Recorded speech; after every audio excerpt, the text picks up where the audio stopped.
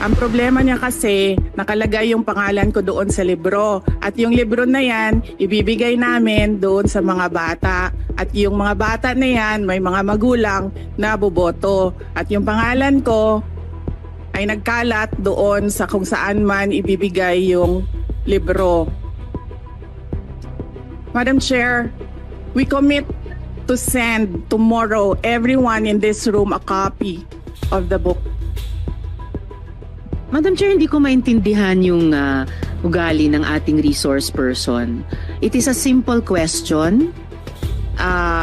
Paulit-ulit na this is politicizing. Ang VP ang nagbanggit ng salitang boboto. Wala akong sinabing boboto. I'm simply asking, hindi ko ma-imagine we're making so much trouble, so much fuss about a 10 million peso item na itinatanong ko lang simpleng, what is the book about?